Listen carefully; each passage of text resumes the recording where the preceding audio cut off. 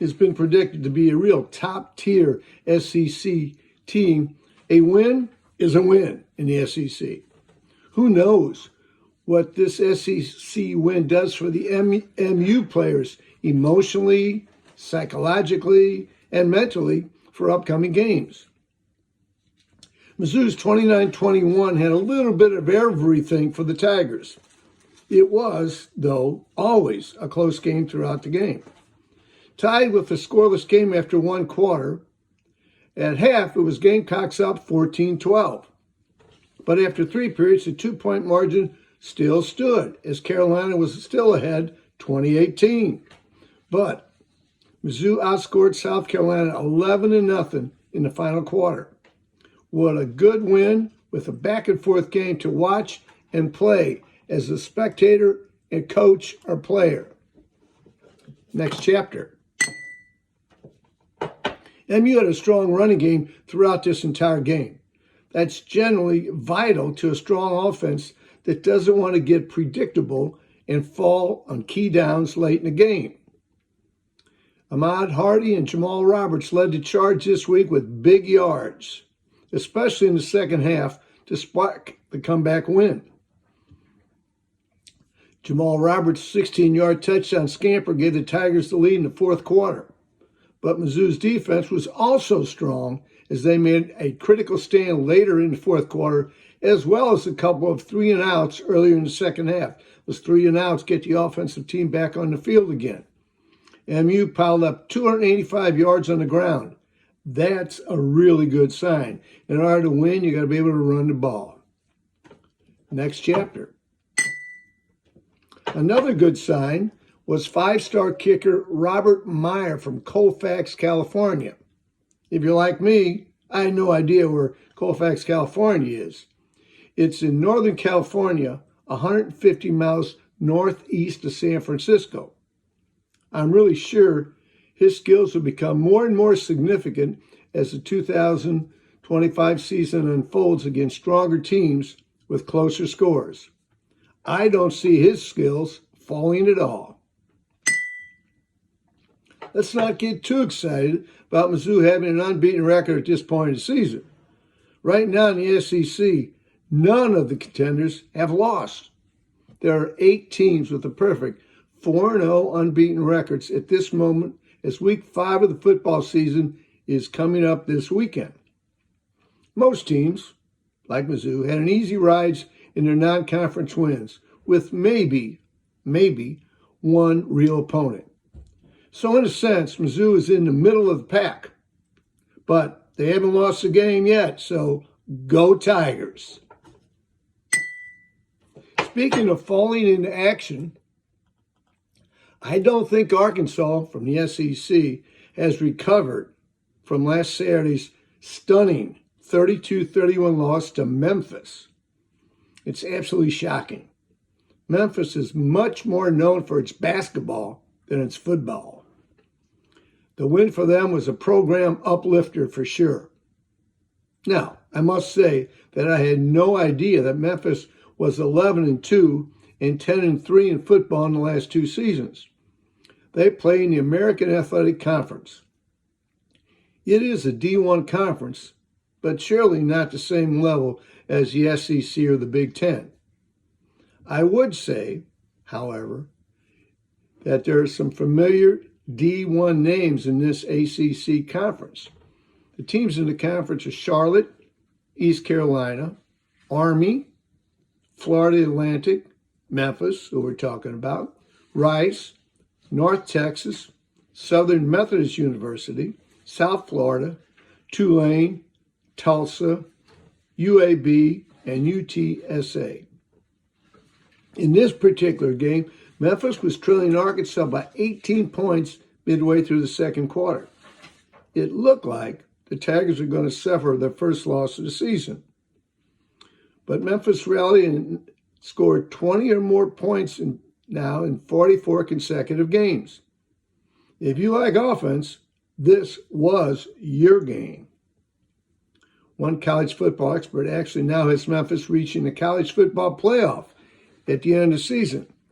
I'm impressed by the win, but I'm not going to jump overboard on that prediction. That's a little steep for me. Here's another one to have you falling into disbelief. Number 25 ranked UCLA got trounced, not just got beat, but got trounced by New Mexico 35-10 last Saturday. All right, get up from the floor now after being shocked and falling over. It was a shocker. New Mexico scored 21 unanswered points in the fourth quarter to win this one. But that wasn't the only reason UCLA lost. UCLA was 3 of 11 on third down conversions. They had 13 penalties for 116 yards. And in total yardage, UCLA was outgained 450 to 326.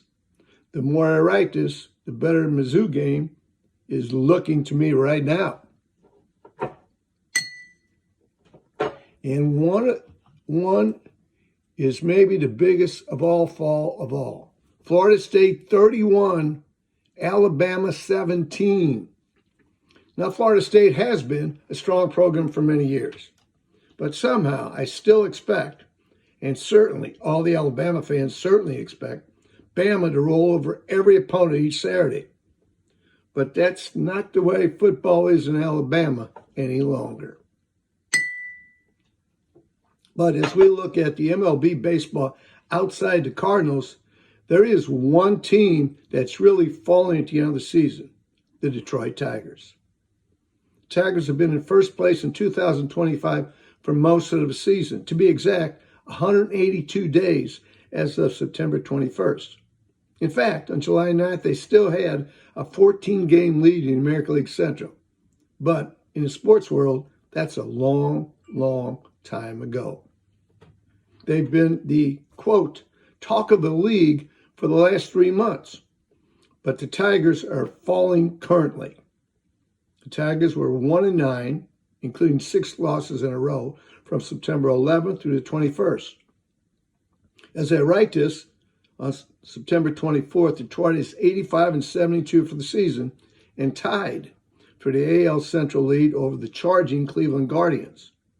There's only 1 week, 5 or 6 games depending on the schedule for each team remaining as I write this buzz. A once comfortable, yet shocking to most observers, league is gone. Who will fall in this last week?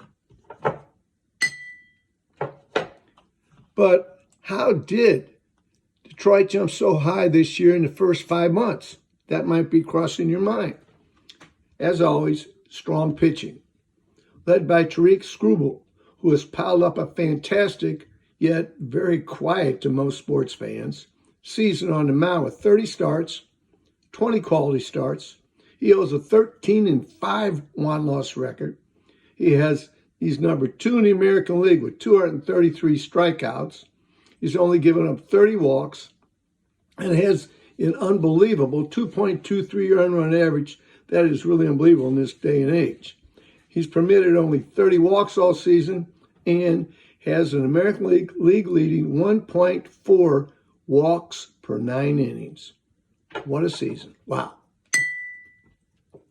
Next chapter.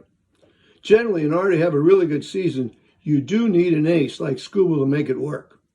But you also need a closer. The 2025 Tigers closer is quite a story. Detroit's closer is Will Vest. Bet you never heard of him. I sure hadn't. But Vest has been in the major leagues for 5 unspectacular years.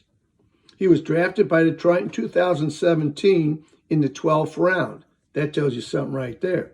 The 365th player drafted that year. So he didn't come in highly touted at all. He's in his 5th year, and these are his career numbers. He's 15-13, 15 wins, 13 losses.